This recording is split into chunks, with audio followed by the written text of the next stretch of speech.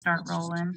Great. And I'm just going to keep my camera off. I'm in a car driving. No, I'm actually not driving, but I'm in a car. So I just don't want it to be all this movement for everybody. Sure.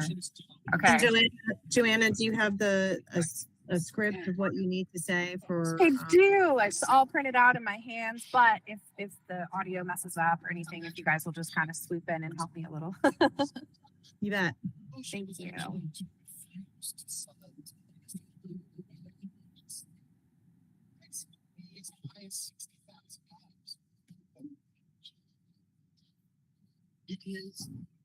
Okay, we are live. Great. Thank you so much, Carly. Good afternoon. I am Chair Joanna Patrice Haggerty, and I would like to welcome you guys to the September 21st, 2023 Public Art and Cultural Commission meeting.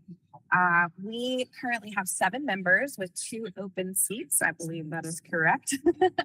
Our main committee roles are to facilitate public art, engage the creative sector, encourage public confidence, build partnerships and collaborations, aid in strengthening organizational structure. And today we are going to talk about these vacancies and appointments.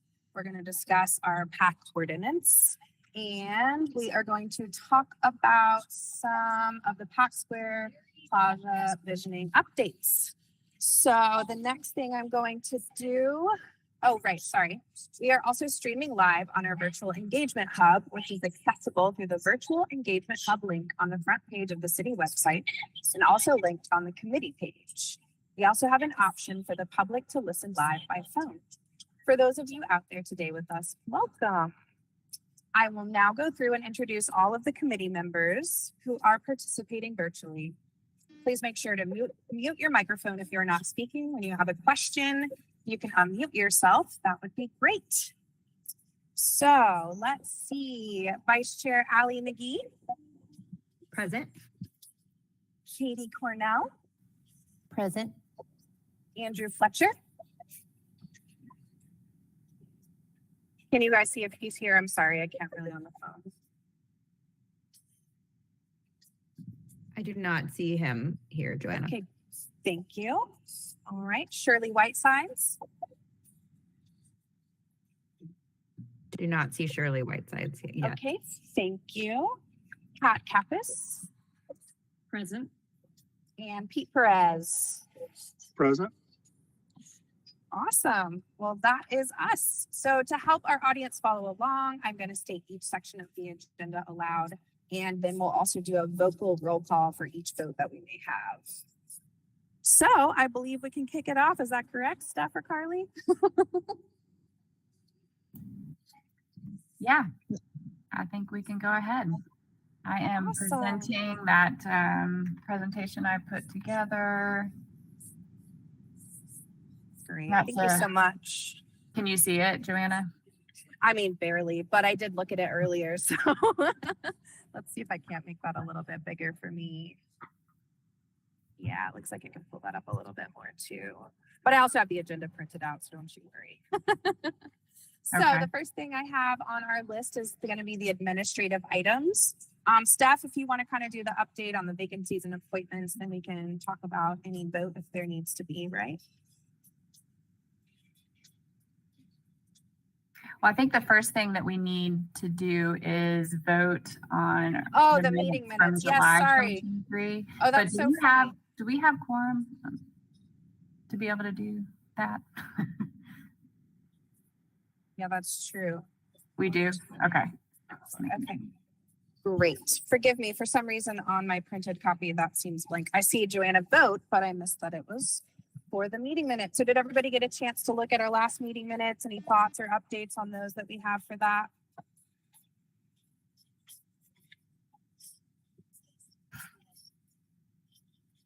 I'm not hearing anything, so I'm assuming that means we're okay. Would anybody like to make a motion to approve the last meeting minutes? I'll move. Thanks, Pete. We got a motion. Can I get a second? I'll second. Thank you, Katie. All right, now let's go through a roll call. And you guys help me. I also call myself and vote, correct? Great. All right, Allie McGee, what's your vote? Yes, vote affirmative. Great, awesome. And then Katie, you also vote correct as well? Yes. Great. Andrew is not here yet. Shirley is not here yet. Pat Kappas? Yes. Okay. Pete Perez? Yes. And Joanna Haggerty. I also vote yes to approve those minutes. Great. They have been approved. All right, now it's time for Steph to give a little bit of updates, or Steph or Carly, right? Hi, everybody. This is Steph Dahl, and I am going to talk to you a little bit about the vacancies. This is really just a reminder and maybe a little bit of an update as to how this fits in with your potential ordinance changes. We have some seats that are open.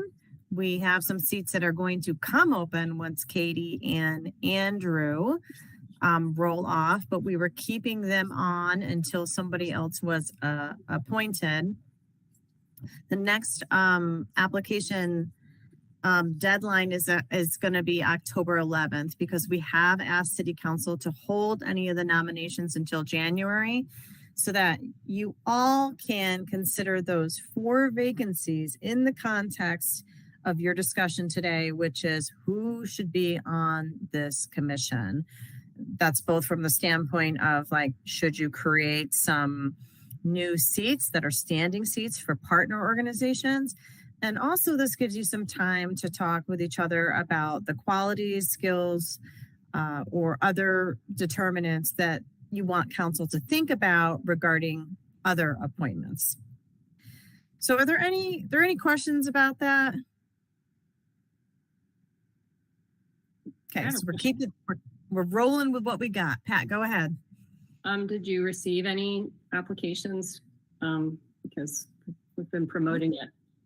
So. That's okay. And I can find out what the application packet looks like right now. Because we asked them to hold it, we haven't received the applications to date, or I haven't. Perhaps Joanna or Allie has. So we can ask that. And then Pat, are you wondering, I'm asking you, do you think we ought to reach out to some of those applicants and let them know we're holding it?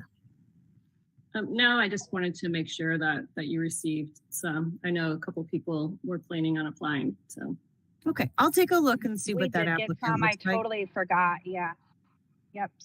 I did get an email with a few. I forget how many it was, maybe 2 or 3. So I'll also remind myself to forward that over as well, even though we're not doing it right now. And thank you, Pat, for doing the outreach. We love that. That concludes my update. Lovely. Thank Great. you, Steph. And there was no need for any votes on any of that, right? So we're moving to the next agenda item, if that's correct. Yep. Awesome. So the next thing I am seeing is the Olds business on this printed out sheet. Is that correct? Or I see that this is the new proposed changes to. Sorry, I'm trying to look at this document as well. Slides to kind of introduce and move us along with this next one, discussing the PAC ordinance updates and kind of facilitating the questions and discussion around that. And Gotcha. Okay, I do see that. Thank you. yeah, and so on this slide, I put a quick just timeline snapshot of the next couple milestones, including our meetings and due dates for ordinance approvals. So September 21st, today, our regular PAC meeting. We can potentially approve the ordinance today if we're able to get through our questions and jump into the document and make some live edits and we feel good about the place that it's in. That could happen today. We'll see. The other important date mentioned here are those PAC applications that are due for the next round of nominations that would happen in January. So that's October 11th. October 19th is a potential date for a special meeting if we need it to further discuss those ordinance changes. So if we need to continue our discussion we can have a special meeting or a work session in October 19th, to continue that and hopefully get an approval from this group. November 7th is when ordinance update materials are due to the boards and commissions committee. And so they'd need to see what our ordinance draft was going to be, and that includes having it reviewed by legal and all that sort of thing. November 14th would be that committee meeting where they would approve our ordinance changes. There's a regular PAC meeting in November, and December 12th would be when council would approve those ordinance changes. So that is sort of the timeline that we need to follow in order to get this ordinance done before those nominations are approved in January. So does anybody have any questions about any of those dates or the process? Okay. All right. And I'm assuming most of you, or I'm hoping that most of you got to take a look at the questions that Joanna put together and sent out to you all based on July's PAC meeting, where you all were talking about the ordinance changes. She was able to look at that discussion and put together some questions that summarize the main sticking points or areas where you all were having a lot of back and forth about. And so I was thinking today that we could ask those questions to the group, go through some discussion, and then after we get through those questions, open up the draft document of the ordinance, and then we can go through and kind of fill in the blanks based on our discussion. If that sounds good to everybody. I'm open to suggestions if we want to handle this session differently. It sounds good, Carly. Okay, wonderful. Okay, Joanna, I'm going to let you sort of take the reins as we start out on these questions and engaging the commission. That sounds great. And like I said, if it breaks up or anything, just let me know. I'm sorry for missing last meeting. It was also really awesome to see everybody's perspectives and thoughts on this. And again, kind of just pull some of the questions. So if there's anything that's not on this list that we should read, discuss, or consider as well, please feel free to bring up. So the first question I really thought seemed to come up from this discussion was, are there any final advantages or potential challenges of incorporating permanent seats for partner institutions like UNC Asheville, Explore Asheville, Arts AVL? And is there any disadvantages to having so many permanent seats? I think that was just a question that came up in a couple different ways at different times. So has anybody had any thoughts on any of those things and they'd like to share any updated perspectives there?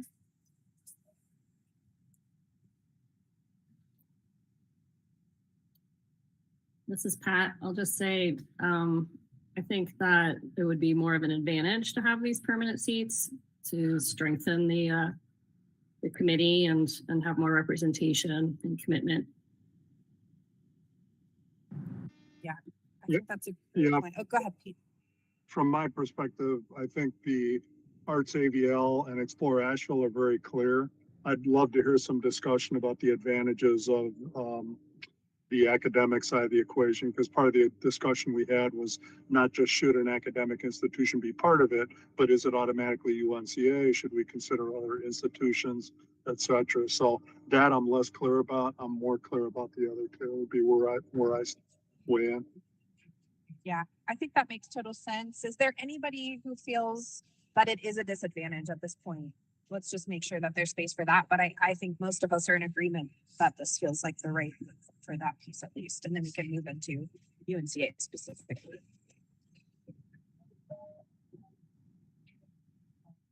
The only thing I'd add, Joanna, is that I think for whoever we put on more permanent, we really need to ensure that we've got the right person, because it's not just the institution, but somebody that's got the decision-making authority, somebody that's going to be engaged. And I think if we have a permanent seat, we need to make sure that that voice is going to be representative and that they're going to be motivated and passionate about being able to serve on this commission, and be my only thought. Yeah, I love that, Pete. I think it's really important. It kind of segues into the other two questions too, right? So at this point, I'm making the decision, unless anybody has another thought, that we're open to having these seats. We can discuss more at UNCA in a second. But the second question I had was, can or should there be a term limit or specific ongoing review process that will then help support what you were just saying, Pete, making sure we have the right person, the ordinance is still up to date, and we have, you know, the right organization there. So any thoughts on how we can kind of make sure that is ensured in our ordinance? I would just kind of pose maybe an even more general question than this around, you know, having the right people and having people who are committed to PAC and supporting it, because we already do have some term limits in place and things like that. And I would love to just even review those to remind myself of them. But would those be adequate enough? We have had issues already with people sort of not meeting the full term limit and not being able to support. So I'm wondering if, I don't know, it's sort of even a broader discussion than that. Yeah, that's a really great question. Steph, can you or Carly jump in? I forget, is it a 3-year term? Yes, it's 2 3-year term limits. That's right, 2 3-year. Yeah, actually, Allie, when we were sort of in our executive committee, that was definitely one of the questions. My personal preference would be absolutely to line it up with that. And I also wonder if we aren't having more of these permanent seats. And Steph also, correct me if I'm wrong, but mentioned that we could have sort of like a loose agreement signed with them that sort of holds this accountability piece. But then I agree, if we just fold it into our typical process of having a new person come on, or at least evaluating if that person is still the next person to carry that next 3 years out, makes a lot of sense in my perspective. I'll just comment on, since my name came up regarding the previous conversation with an agreement. I have found in the past that, the agreements are nice to have. They set intentions, but they're not really enforceable. Really just as a reminder, and this keeps getting brought up, really what guides us is the ordinance itself, and then city council's rules around boards and commissions. So, but if there is it may be that if there's really that big of a concern, that potentially you don't write a permanent seat in for XYZ group, whatever it is, and you just try to get the person from that representative organization on the commission. Right. Yeah. So maybe the process too is having people commit to that, reviewing the ordinances. And then, like you said, there's this more informal, just, yes, I'm agreeing, which adds a little bit of accountability. But any other thoughts or perspectives on the terms or term limits for either these permanent seats, or, as Allie mentioned, in a broader sense for PAC as well? So just so I'm understanding, you're saying that the term limits for these permanent seats would be different or the same? I think that's the question that we're discussing right now. My preference would be that it would be the same. That it's the same? Sorry, I couldn't quite hear. Take the second one possible, personally, if I broke up. That'd be mine too. Yeah, the same. Okay. Same here. And then as far as the review process, is that I think would be, if I'm understanding this correctly, it would be more about city council's rules for boards and commissions. So like if, people weren't showing up for meetings or had a certain number of absences, are we saying that we want to add something more to that, or just be more purposeful at reviewing at the end of a year or a term? Maybe it's like there will be a review annually to make sure people are meeting their attendance requirements, duties, etc. I don't know. I'm just trying to open up that part of the question, talking about the review process.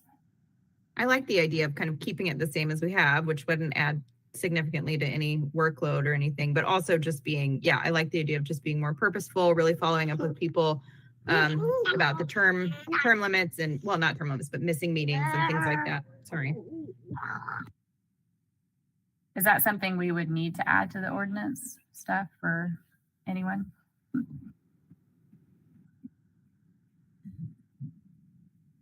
that review part of I it. think, you know, honestly, I think that's an agreement amongst the commission members themselves to do that. I don't think it's something that you would want to add in the ordinance at all. Okay. Yeah. What if we planned on having that be a part of our like annual retreat as well? Because I think that's the time period we try to get committed and see what we're doing for the next year. So I think that could be just a part of our open discussion that we have there, if that feels good for everybody. That's a great idea, Joanna. Yeah, I like that too. Yep, same Awesome. here.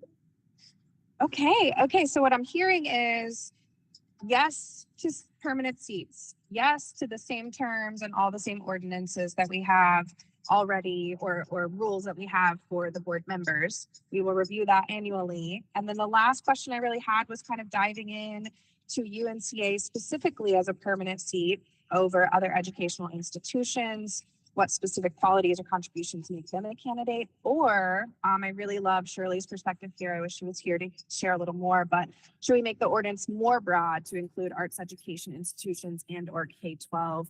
And the one part I just wanted to kick off with that before we kind of open the discussion is if we leave it broad, then we could absolutely have this first term be UNC Asheville, who does seem interested right now. So we already have their buy-in, and then we are allowed to work with them and then see if that feels like the best partnership. So that's a perspective I wanted to bring to the table. I'm curious anyone else's thoughts there. Joanna, I'll just, yeah, I agree and echo you. I don't know in terms of like, do we have to open it up if we say that we want, if we want a seat for an educator, arts education institution, then do we have to broaden it up beyond, like, we know UNC Asheville's interested right now. However, we have to sort of pitch it out to everyone. I just want to know the sort of process for that. Yeah, great question. Steph or Carly, would you have insight on that?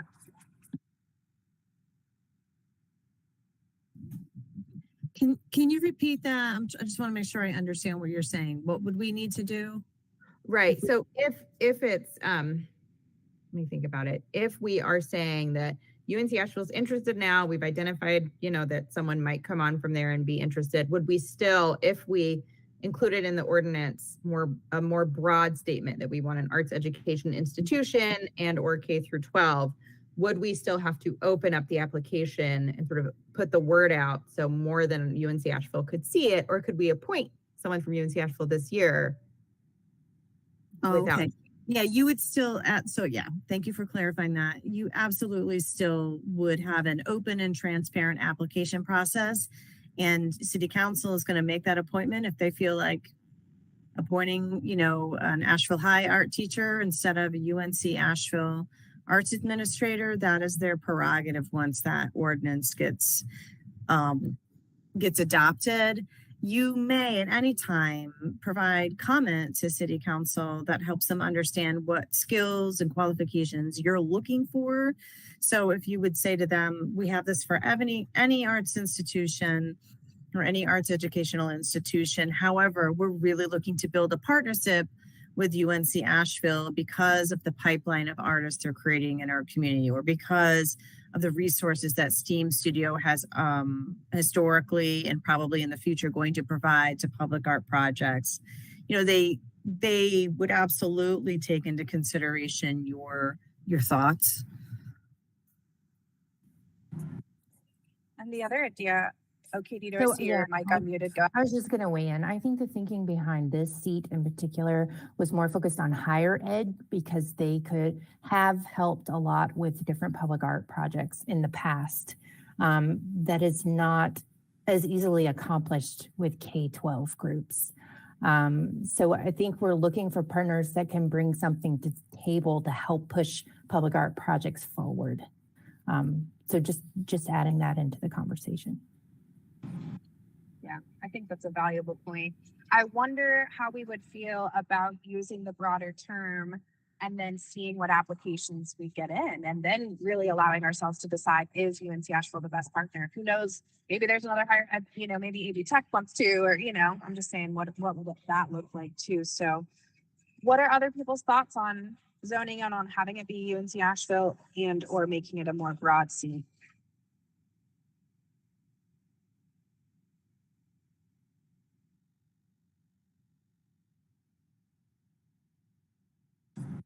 lots of thoughts there, I can tell.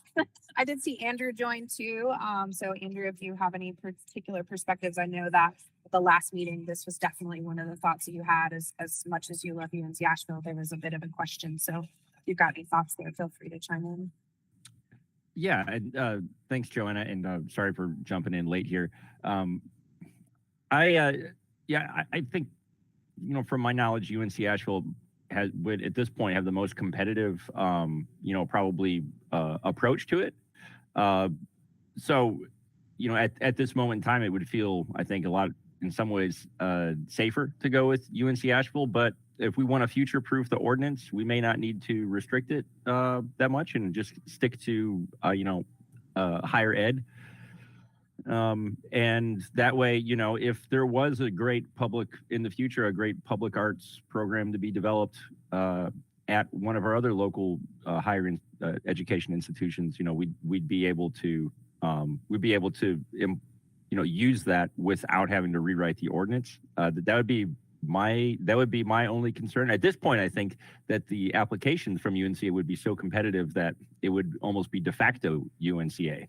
But that, of course, may not be the case forever. So that would be my point, in that the ordinance is designed to last a long time.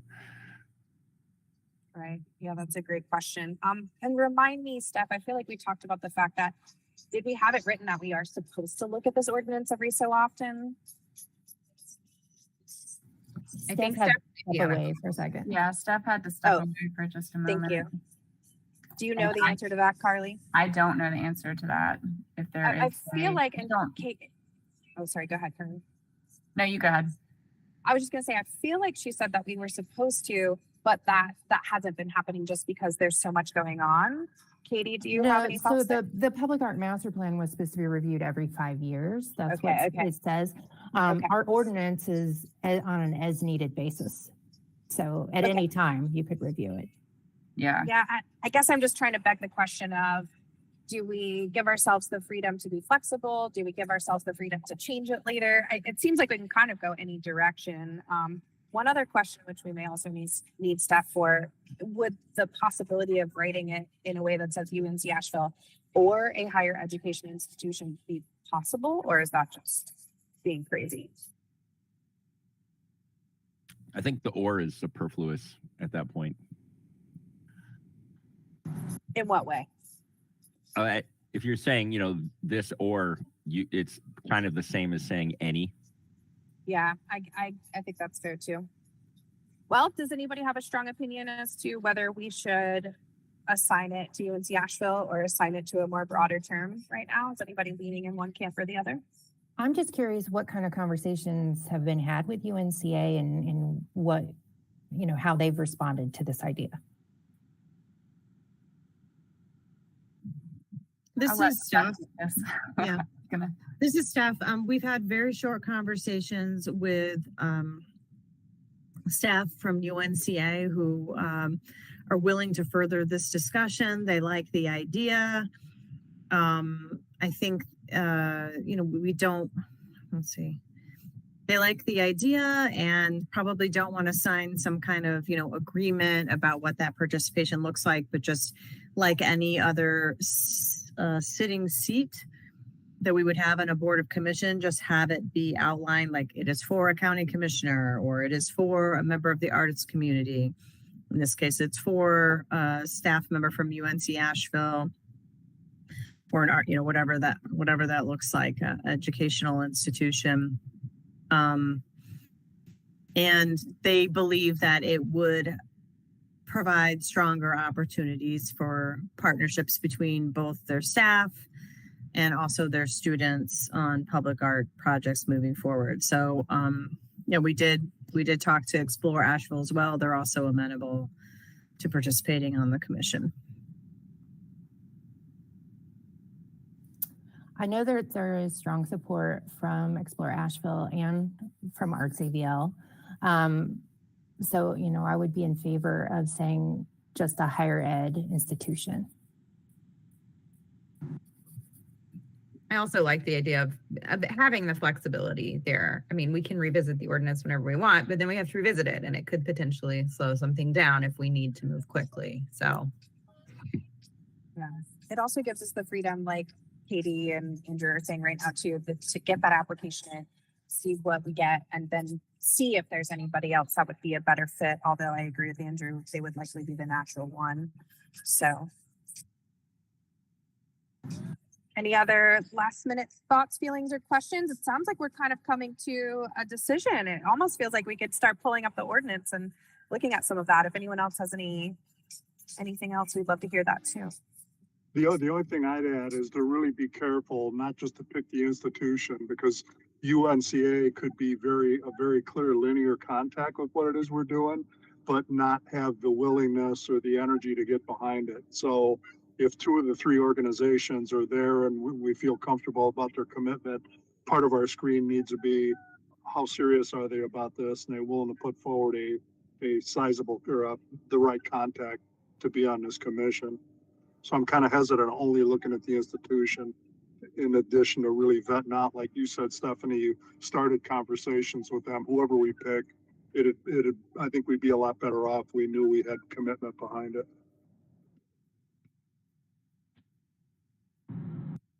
Pete, correct me if I'm wrong. Does that mean that you're saying maybe we just add 2 of the permanent seats for our JVL?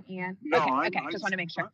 I'm saying I agree that we leave it broad, but let's Gotcha. not just look at let's not just look at the institution that makes the most top of mind sense. Let's make sure we vet it out.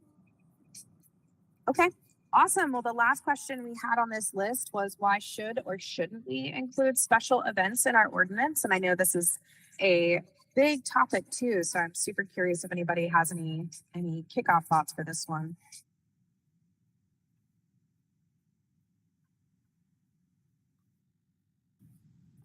I'll kick it off. The definition of public art has really changed beyond murals and sculptures. It includes performance in public space. And so it is only natural that we would include outdoor events and performances under the Public Art and Cultural Commission. There is no home or voice for these events right now. And so, to me, it makes perfect sense. But interested to see what others think. Is that Andrew? I see your hand raised. Yeah, my question would be, sort of a broader question about the constellation of boards and commissions within the city. If not Public Art and Cultural Commission, where else would that logically live? This Steph, you might have some input on that. But it feels pretty natural that it would come up here. Broader than just like Parks and Rec, because there's a lot of events that happen outside of that.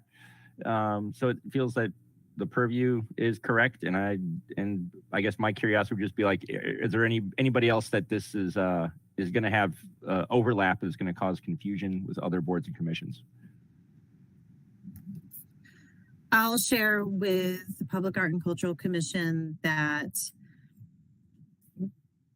the department head of DCRAF, which is Community and Recreational Event Facilities, that's Chris Corral. He let us know that at one time, the Civic Center Commission was also interested in this, but as they understand that the Thomas Wolfe Auditorium needs some real attention for the next several years, they've put that to the side.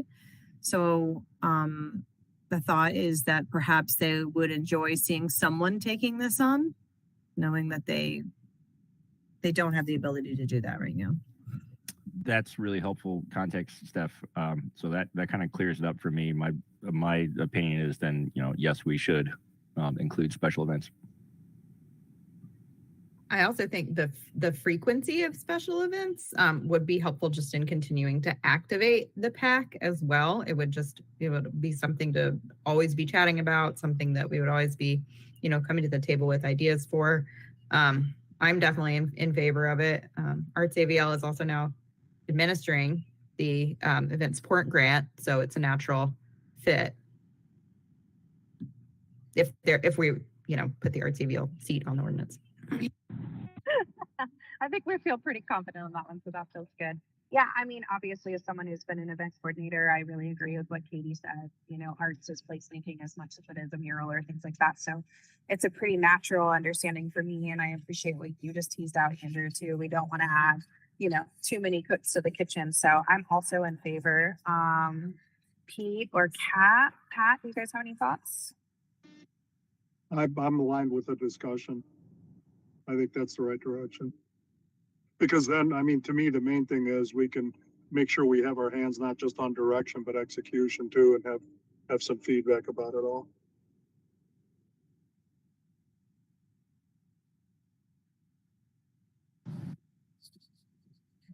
Awesome. Pat, do you have any last minute thoughts on this one? It sounds like we're pretty much all in agreement there. I pretty much agree with what everyone's points have been. So it's Fabulous. Well, Carly, would it make sense to now then pull up the ordinance and make sure we can kind of start diving in? Unless there are any other thoughts. I feel like we've kind of clarified that we do want all 3 seats. We want UNC Asheville, Explore Asheville, Arts AVL, and an arts education institution. We want to make sure that it's clear that the terms are going to be the same as our term limits. We're going to add an annual review of everybody's board seat and their attendance and stuff at our yearly meeting. And it sounds like we do want to add special events in the ordinance. I'll just, before we move on, I think from our last discussion, one sticking point that we were talking about was the history piece. So do we want to address that as well? Can you flesh out a little bit more again? There is a suggestion that we also include history, as in markers and things like that. Am I correct, Steph? And there was some question about how that overlapped with potentially the Historic Resources Commission or other commissions. So the Historic Resources Commission does not have purview over historic sign installations. I think that they're very interested in historic signs and markers. So there is some overlap just in information sharing from that standpoint. And then also, as was discussed at this commission, there's an opportunity to create an exchange between the African American Heritage Commission and this commission moving forward. Always an opportunity there to consider that. So I'm not sure if staff has the same kind of level of information or recommendations for you that we do on other things besides history.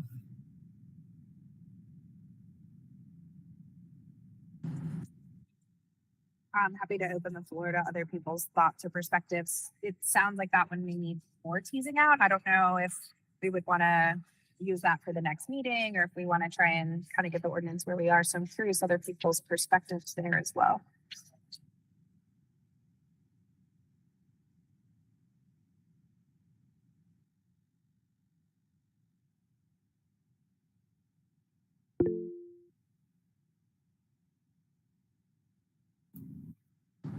Go ahead, Andrew. Yeah, my opinion is that it might be hard to continue to have that level of that type of expertise on the commission all the time. It might be better, less formalized, and as a cooperative committee formed between other commissions, rather than have sort of as like a joint as a joint group between commissions that might rotate depending on what particular personnel is there.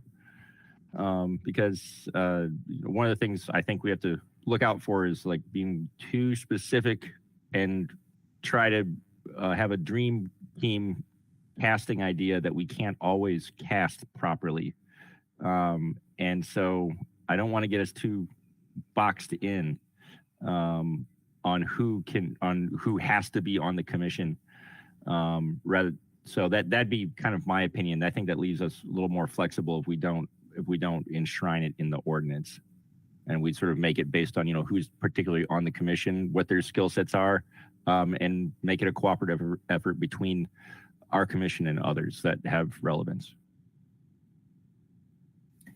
So I know during my time on the commission, we have gotten requests, inquiries about markers, and it doesn't feel like there's a good home or a commission that really is addressing these issues where people can go to. And so I'm thinking that was the reasoning behind this being included.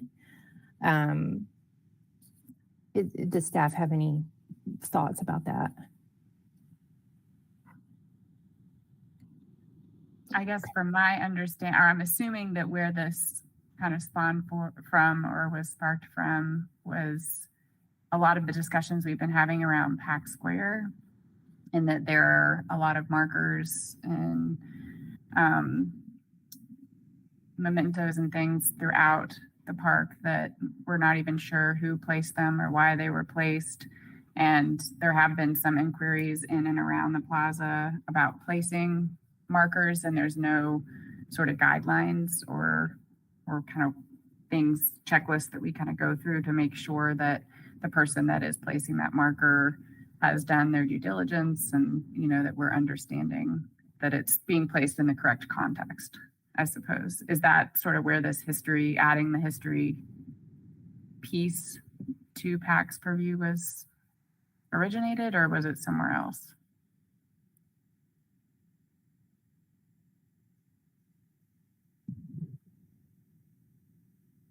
I'm just going to affirm what Carly said. Okay. And I Yes. know that this is something the county has struggled with too, or they don't necessarily have guidelines or a procedure for historic markers, things of that nature. That's right. I mean, it would make sense. Actually, yeah, they have they are starting more of a process, and based on some more recent things or recent requests, but I don't believe that it is finalized.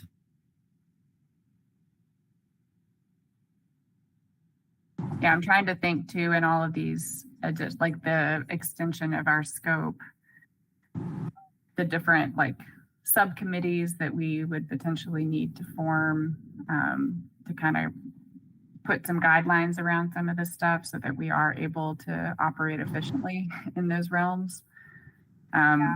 What would it entail with special events? Would that be partnering with John Philman and okay. Absolutely. We could talk to John what that looks like, but I think that includes looking at different policies that impact the way special events are held, and also helping with the process to make special events more welcoming and inclusive. So one thing I can say from a staff perspective that you can consider when thinking about history is that all of these things may be really good for you to take a look at. Is that something and do you want to add that thing to your plate right now? Is a way to think about it. Is that, do you have space and capacity to work on these things, in the next 2 years?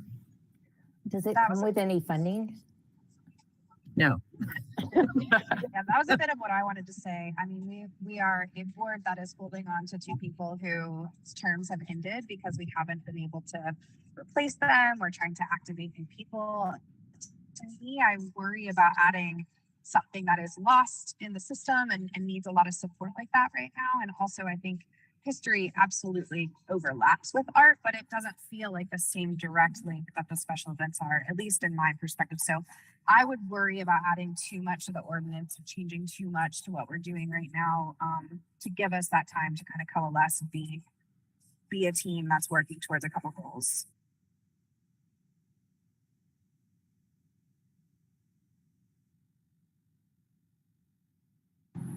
Any other thoughts or perspectives on either side of that?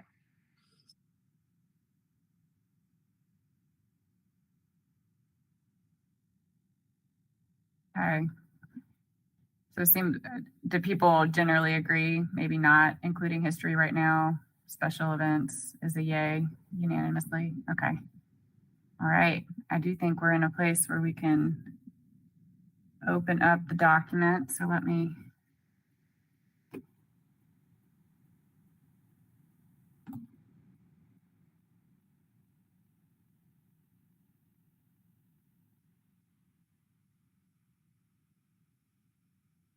Lots of highlights and colors going on in here.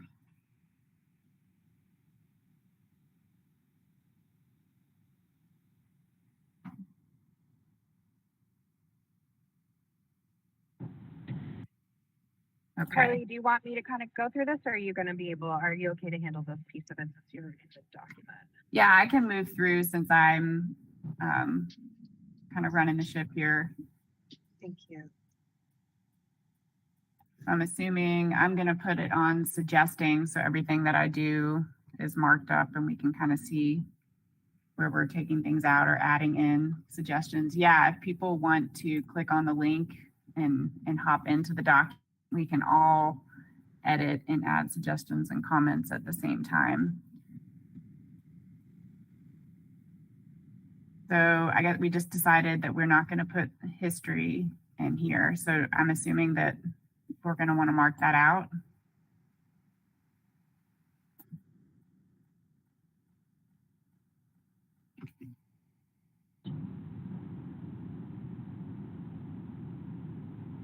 Is that correct? Okay. Yes, yes. All right. Public Art and Culture Commission. Was it? This was marked out before I jumped into the document, the Cultural Commission. Was there a discussion about that change?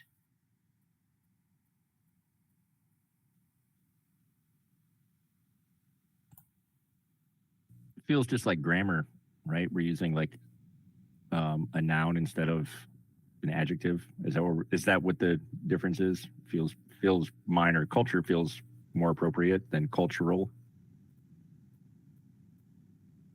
I'm fine with that. I just wanted to make sure that everybody understood the intent and the change in I the think that name. was changed when history was added in. Okay.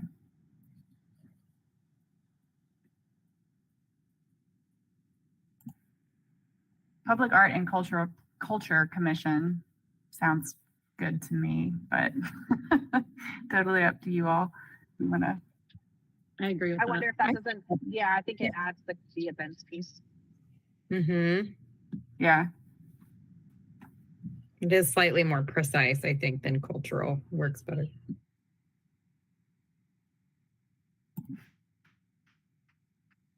Yeah, I just looked it up. Cultural is an adjective. We should use the noun. That this is kind of nerdy, but I think it is correct to use the noun rather than the adjective in the name. I appreciate that nerdiness, that dive. Okay, so definition: public art and culture is hereby declared. Take the history out.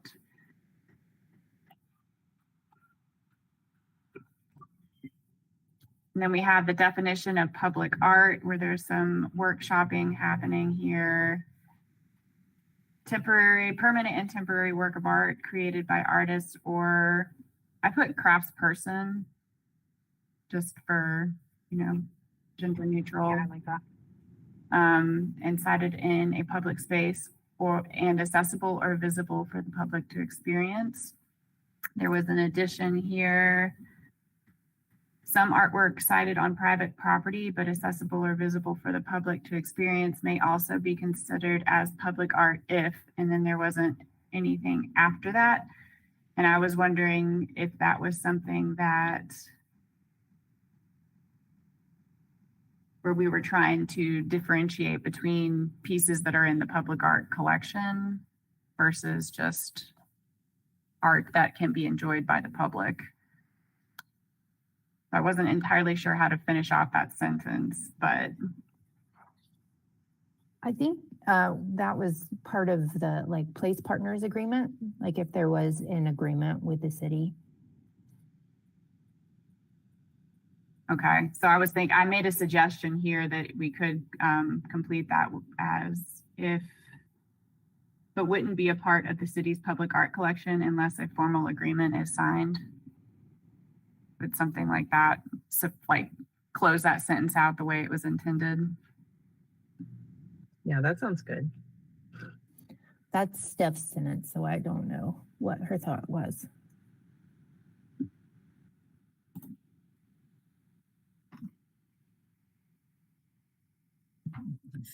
Carly, what are you suggesting it is? Just tell, and I'll say just the way it is.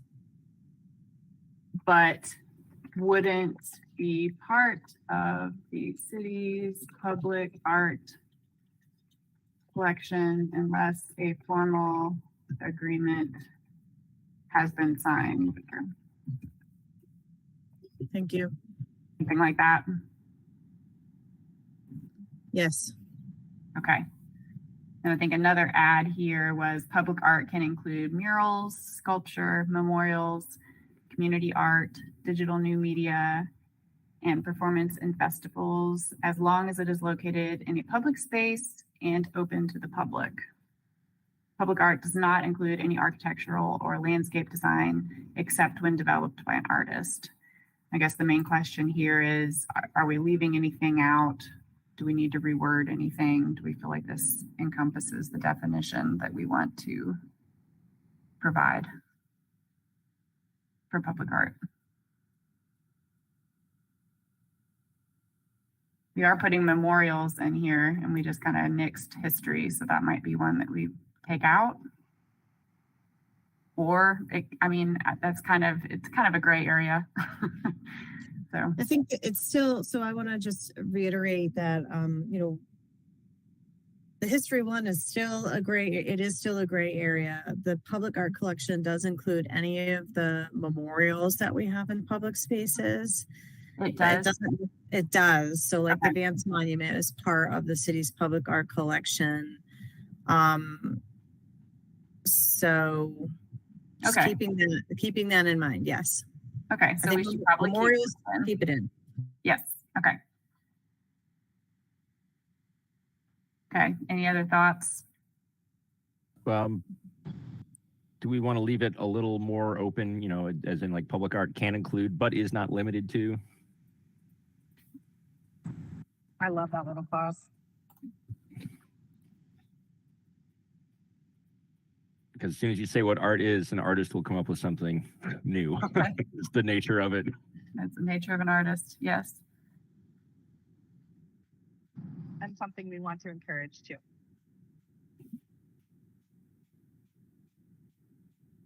Okay.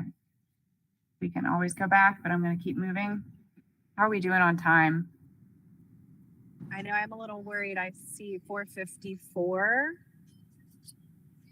When do we want to have like our stop and decide if we're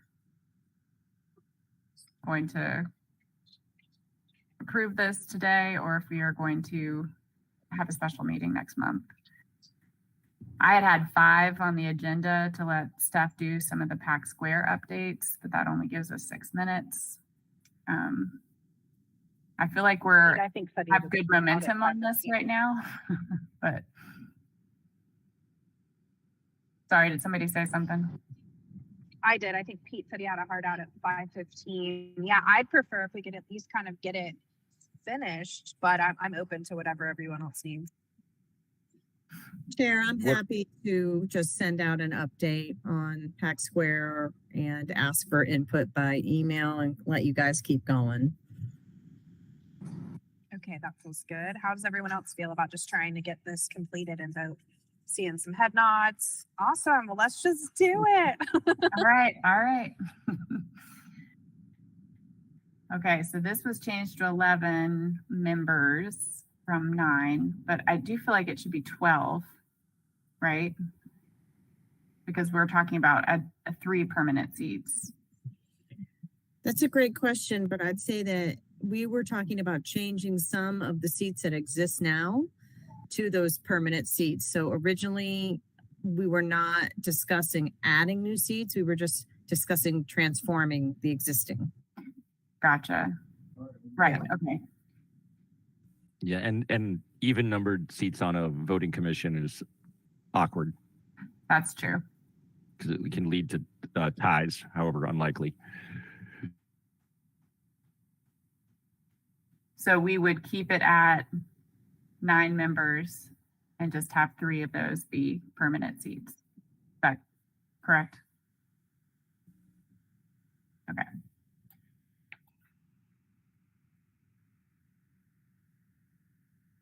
So then this would be.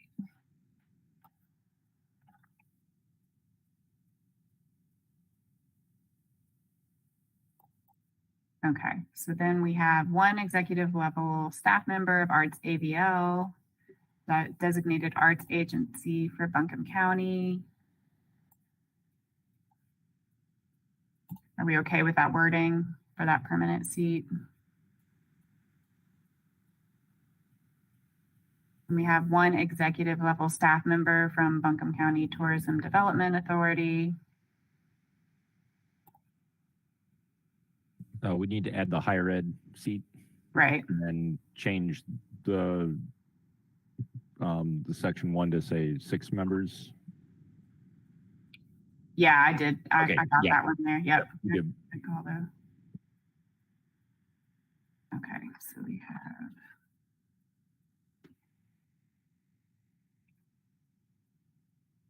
How do we want to word this? 1 faculty member from a local institution, higher education institution with an arts program.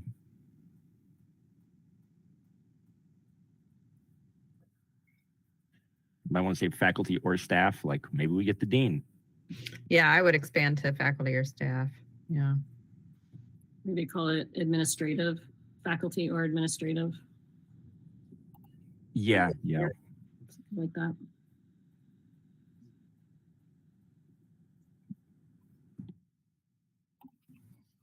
I think you'd want to put faculty first and then administrative. It's like 1 faculty Or administrative staff. member. member.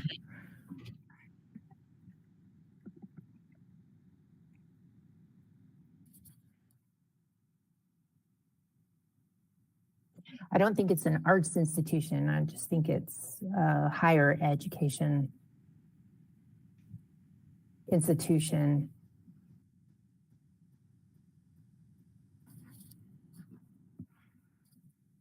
Would we want to say that they have an arts program? I mean, would we want to, there's a lot of great institutions that, may not have an arts program, or arts programs, as we know, can be on budget chopping blocks and things like that. We definitely want our higher institution to have a good arts program or an arts program at all. Do you think we should specify? With a designated arts program, something Yeah, like that. I think so.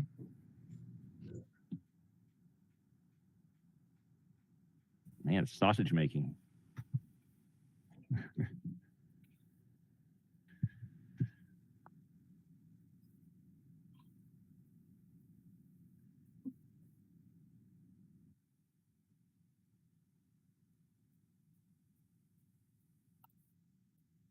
So let's read this now that I can go back and I'm not typing.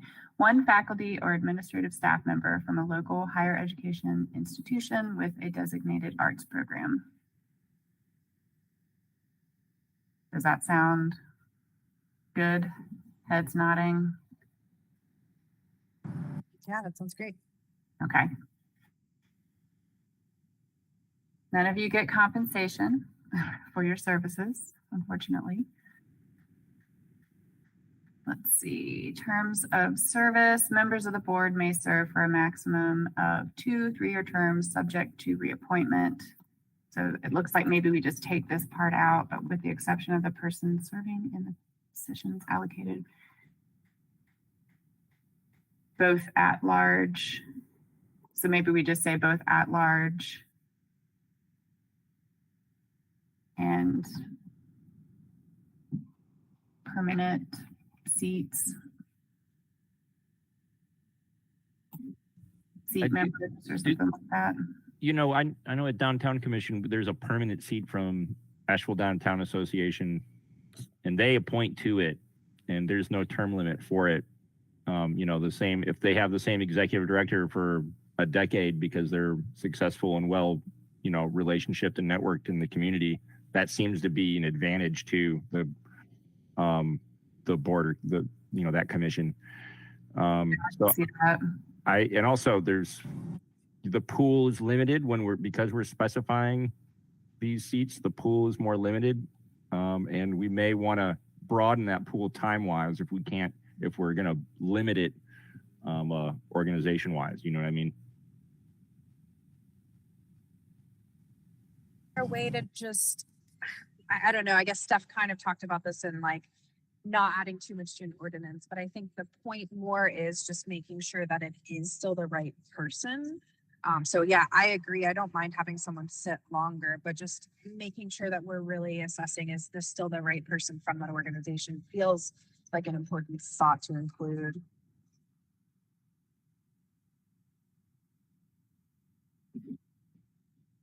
Yeah, I'm just thinking there might be really good reasons to not have turnover in that position.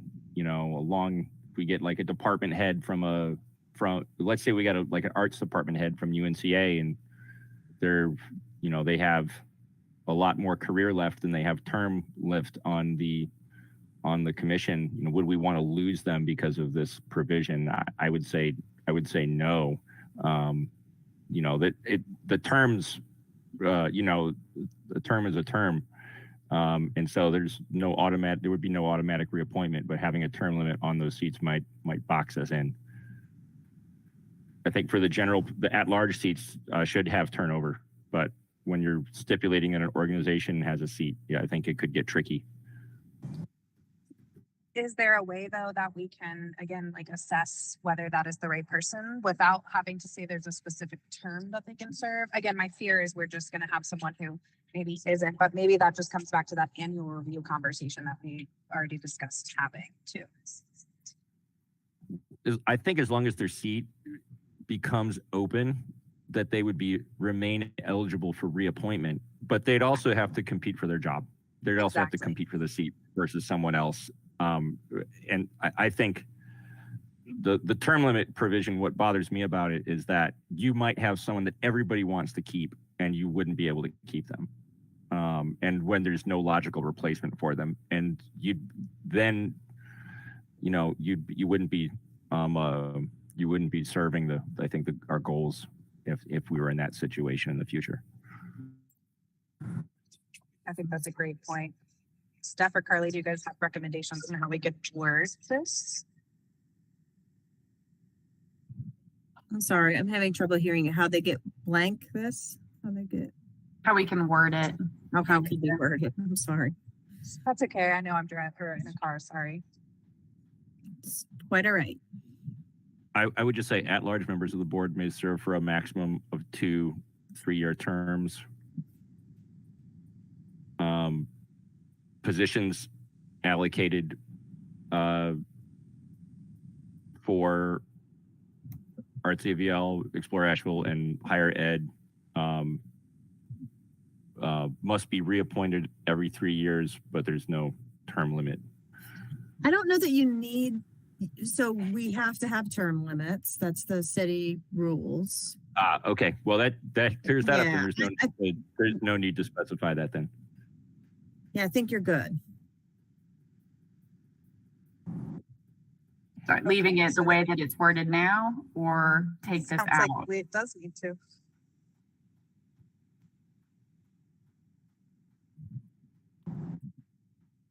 It sounds like it has to stay in, right, Steph? I'm trying to read it right now and see. Great.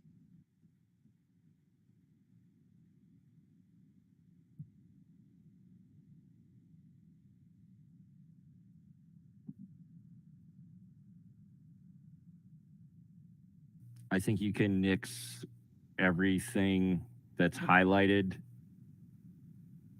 And It is so I'll just say the city rules it's the same no matter what. So really what it should say is members of the board may serve for a maximum of 2 3-year terms subject to reappointment. And if you wanted to get really technical, they're also, if they fulfill an unexpired seat, they're eligible to serve time on top of that. Explore.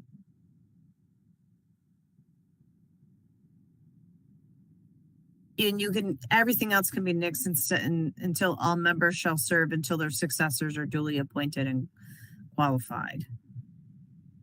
Any vacancies occurring shall be filled by the city council. I mean, we might want to say any city vacancies occurring shall be filled by the city council for the duration of that member's unexpired term.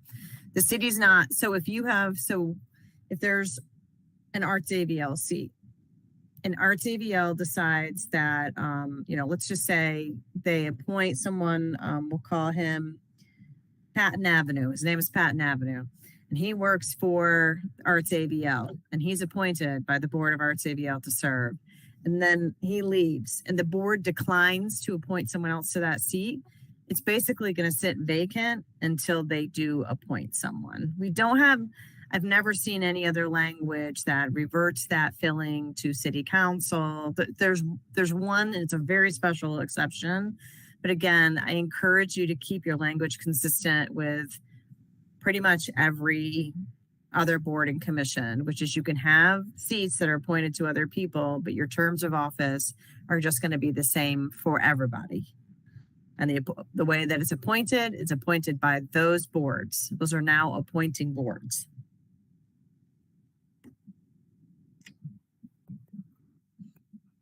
Yeah, if there's a consistency that we have to keep, then, Right, so it would say members of the board shall serve for a maximum of 2 3-year terms, subject to reappointment. You can say that's fine. I would strike everything else until all members shall serve until their successors are duly appointed and qualified. And you could say by their respective appointing boards.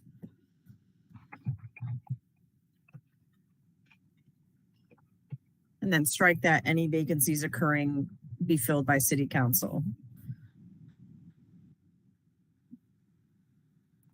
What about shall? All members shall, all members may serve. Or which one?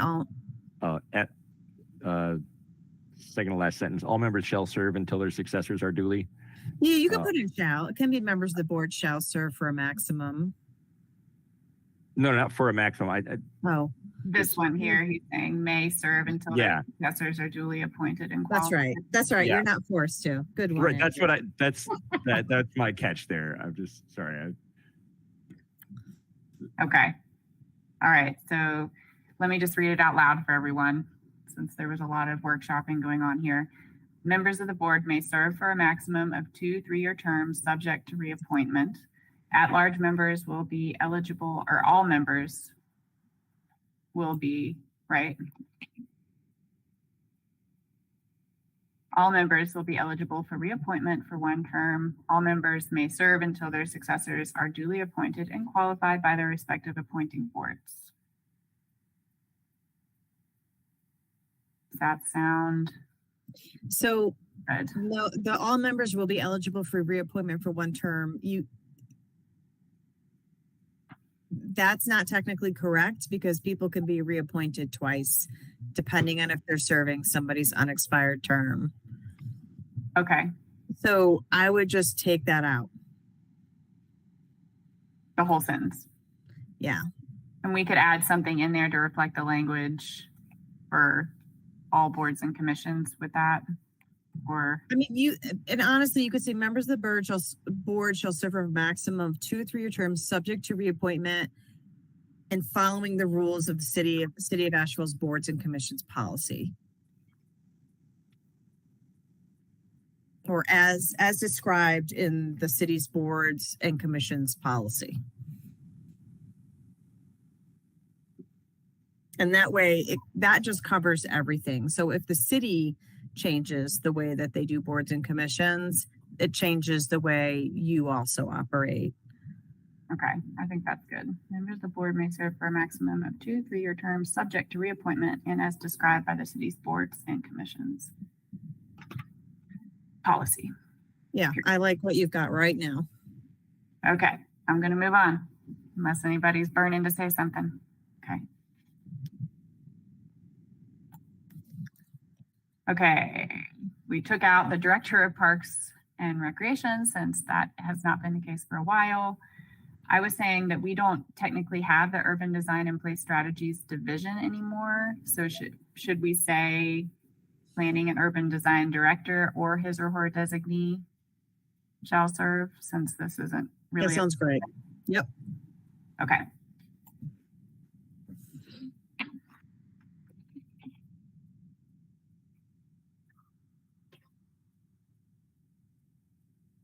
Okay, and that's the same here.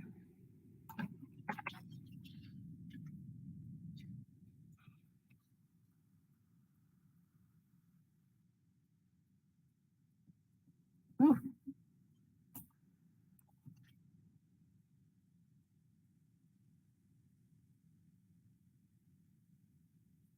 Okay, let's see. The board shall adopt rules governing the time and place of meetings, voting requirements, and the appointment of committees. That didn't have any working on it. The board shall serve in an advisory capacity to the city council, the city manager, and planning and urban design director on matters pertaining to or affecting public art within the city.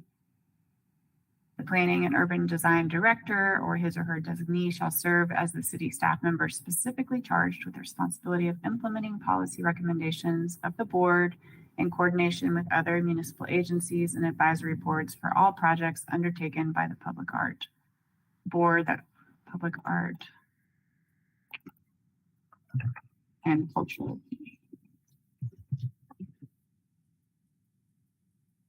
I would eliminate his/her and replace with their. Yeah. Look how modern we're getting.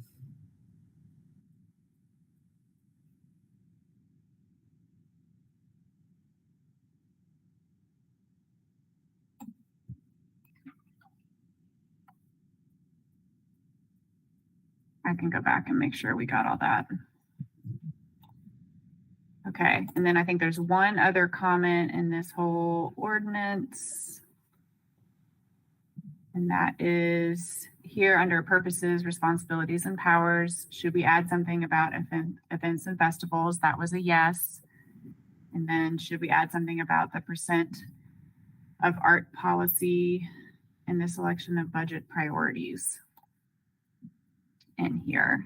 And I was also wondering if we should refer to that percent for art, that administrative policy in here, or if that is too binding or specific for this ordinance.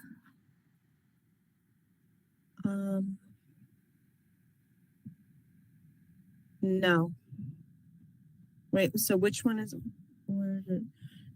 Let's see, which one? I don't think there's a specific section where it talks about that, but it was a question that if we should add something about it.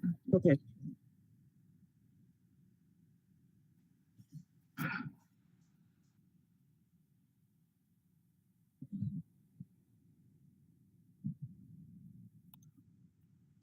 You could say, recommend to staff and city council updates to the percent for public art policy. Excuse me, I'm gonna need to drop off all. Thanks, Pete. Yeah. Take care. Thank you. Bye, everybody. So that's a question. Is that what the commission would be interested in? Is having something that says to recommend to staff and city council updates to the percent for public art policy? Steph, I'm curious your take on that. Was that something you think we should have in the ordinance?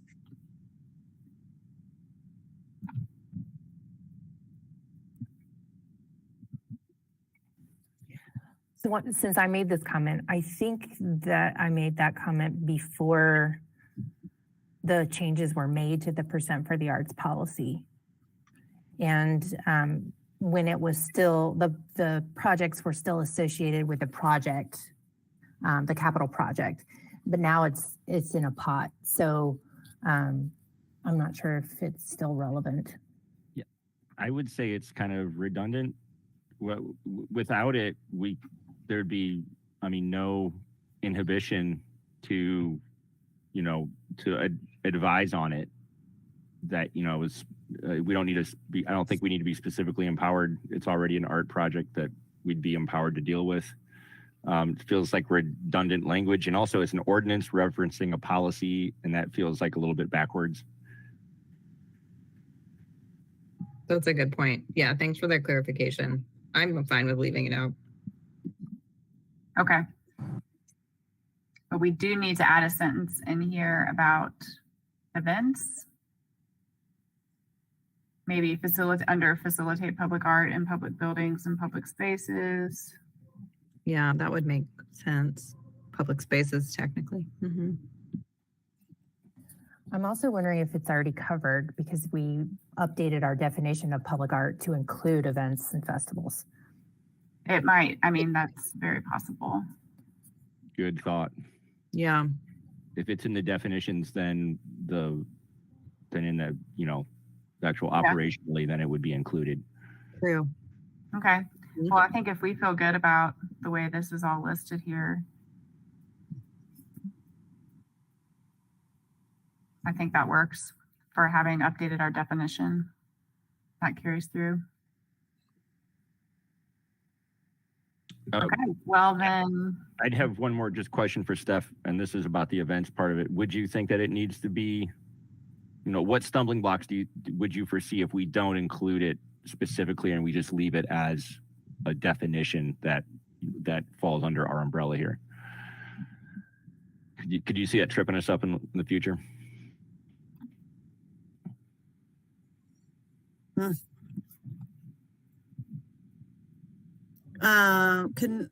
Carly, can you, like,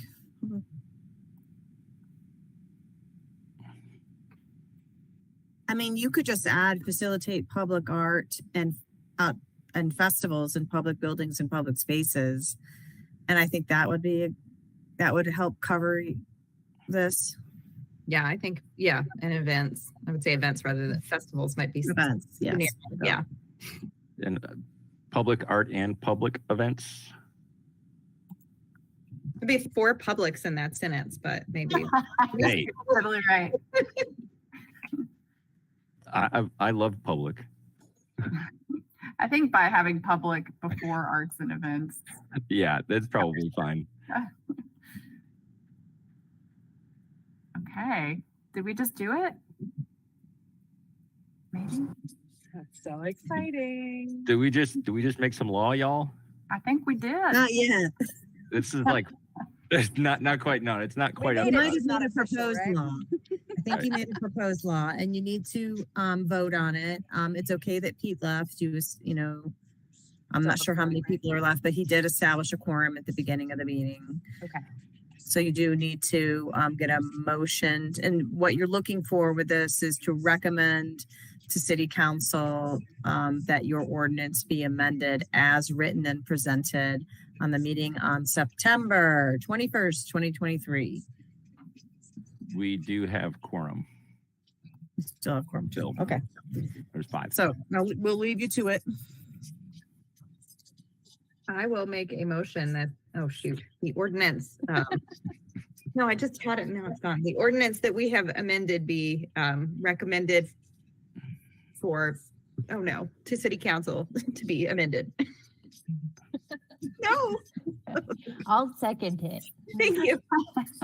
Great. Now we will vote on this item. Committee members, when I say your name, please say aye or nay. Allie McGee, Aye. Katie Cornell, Aye. Andrew Fletcher, Aye. Shirley Whiteside, I think is still not here, Pat Kappas, Aye. and myself, Joanna Haggerty. I can also say aye. Okay, now we made some law, Andrew. That's so exciting. That's been a big project we've been working on. All right. So I guess we can we have 9 minutes. Steph, do you want to do it or do you want to wait? I'm happy if everybody's willing to give me some time. I'm happy to try to get this in. Getting a couple nods. Okay. So we can move to the next slide real quick and just say that all of you are very familiar with the Pack Square vision plan as it now holds. I wanted to talk to you about what's next steps. And we have 3 projects that we're going to be looking at from funding that we received through the Mellon Grant. So project 1, this is to take the concept plan that was developed by the community and to build out a buildable master plan, right? So we want to be able to take this to a place where we could actually bid out construction drawings. And kind of disregard that one of those things on the right looks like it's highlighted and not aligned. What this is on the right is to say there are 4 main things that guided our concept plan. It was to connect to the block, to share our history, our fuller history, and address past harm, to provide new experiences and amenities, and to make it more usable and accessible. And while we have this concept plan that you see in front of you, it's not enough for us to start building from. So next slide. We have a second project, and that project is sharing our stories. That's a collaboration with Buncombe County Special Collections and perhaps other entities to really boost their oral history in a backpack program, which you see a kind of version of that here that the Southern Historical Collection puts together for different libraries so that we can train some people, get more, a deeper bench of stories that artists can use, historians can use to flesh out festivals, programs, and teaching, education. So that's the second project. And then the third project that we have, next slide, is to reconnect to the block. So you've heard a lot about this, and what staff is doing right now is developing a memorandum of understanding with a group called the Block Collaborative to talk about how those funds will be used, who will be at the table, who will be making decisions, what will happen if the unthinkable happens, and how we will prioritize different pieces of this project moving forward. Next slide. Well, what we really want to talk to you about is what I'm going to call Project 1A. So for that first project, which is taking things from a concept plan to a buildable master plan, we need to do something before we do that. And we need to have an understanding for the community of what's already in that space regarding markers, memorials, storytelling, and pieces of public art. We all talked about this before the Pack Square vision even started. If you remember, we had some site visits. We talked about how it would be good to know what's actually out there. We have a variety of lists. The lists are incomplete, and we want to have them not only be prepared in a list style, but actually be analyzed and to have some recommendations that come out of it. These are the kinds of questions that we're asking. Like, what stories are we telling? Whose story are we telling? Are we telling the full story? What histories are we not telling in this space? Are these pieces that we have out there needing reinterpretation, redesign, or reinvestment? Would it benefit the public if we moved some pieces around or removed more pieces? Do we need to add additional pieces? These are pretty big questions that we're going to have to solve for as we come up with a new design for the plaza in different areas. Before I go any further, does it make sense to people that we want to do this project before we redesign the area? Everybody gets that. Okay, I'm seeing nods. So we have a lot of different opportunities here. A big thing we have an opportunity to do is to develop those deeper partnerships that you all have been talking about, even in your conversations around memberships. So a few of you have participated in the advisory committee meetings or in some of the public meetings. You may have seen at the Downtown Commission at their last meeting, one of the advisory committee members came and spoke about what that plan means to her and the group that she's most closely associated with. And that member is Kimberly Smith. She's from the Eastern Band of Cherokee Indians. that is a partner we already know is interested in participating in this project. They're interested in a large way, both in providing resources that can help us get it done, and also in looking at what that analysis means for what's next during the design process. Most likely for someone like Kimberly, what we're going to do, or whomever from EBCI actually participates, is we will form another committee. And it makes sense to me that that committee sits or has a home in the Public Art and Cultural Commission at this point. So what staff is asking for you to do is to consider standing up an official group that would help steer or guide the process of this inventory and audit, and perhaps even try to bring other resources from different organizations to bear during the process. That's what I'm asking you to consider today. I'm not asking you to take a vote necessarily, but any feedback on this is what Carly and I are probably most interested in.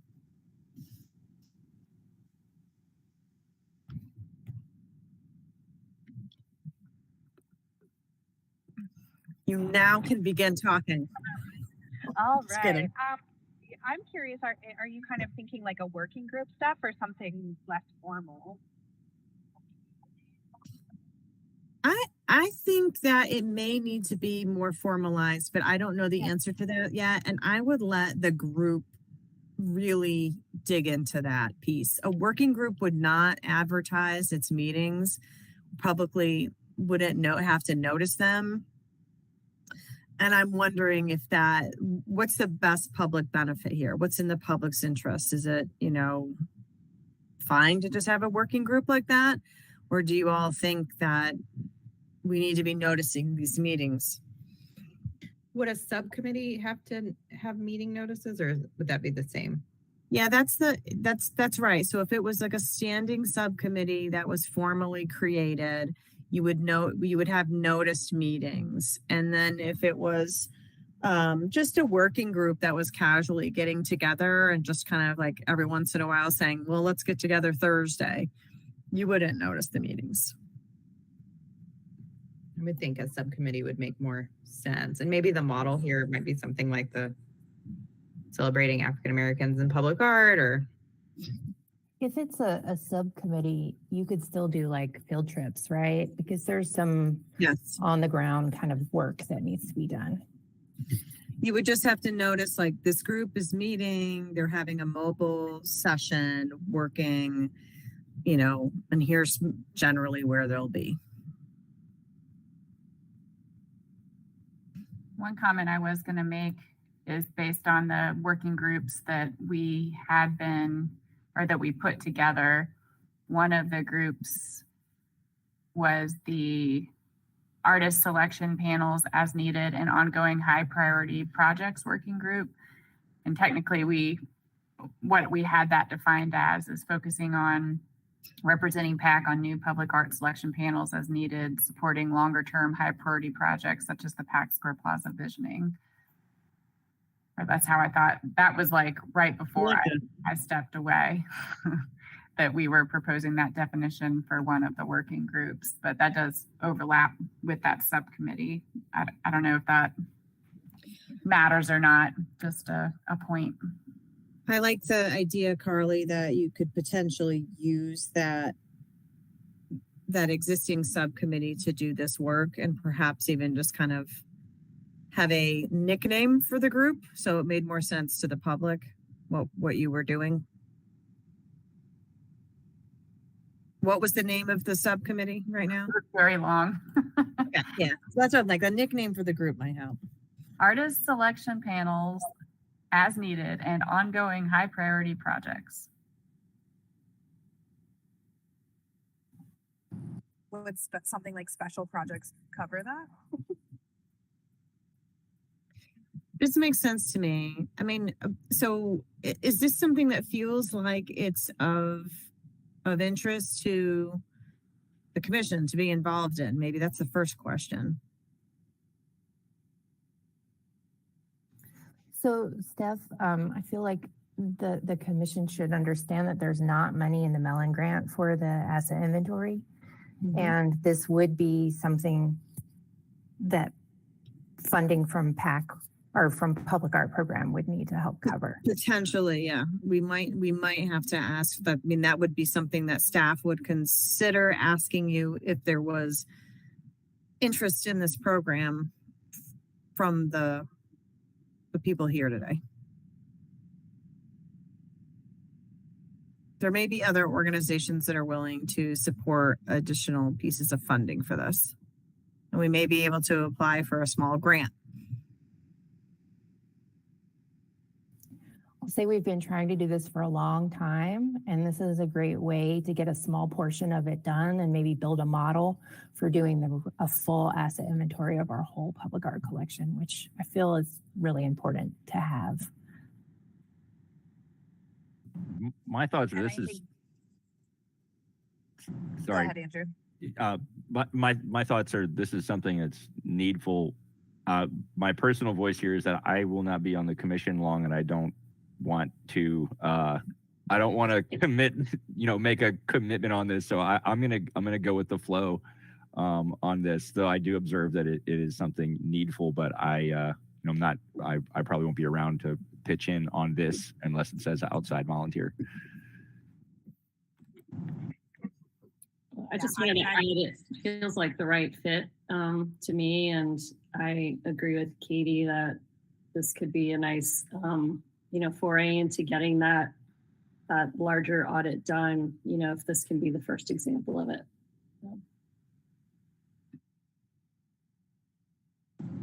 I agree. I do as well.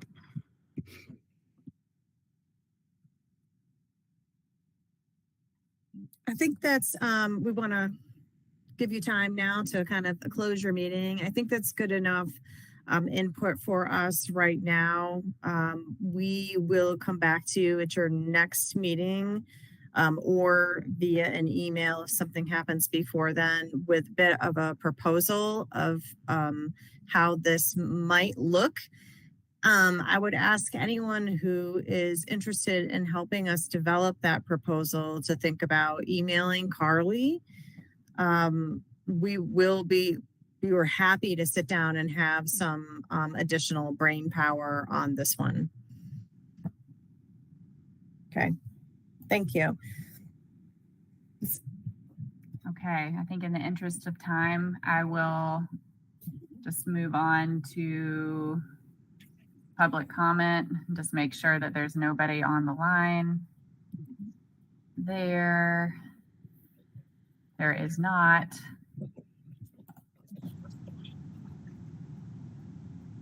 So with that, I think we can adjourn. Great. Thank you guys so much. Thanks, y'all. Thanks, everyone. Cheers. Have a great afternoon. Bye.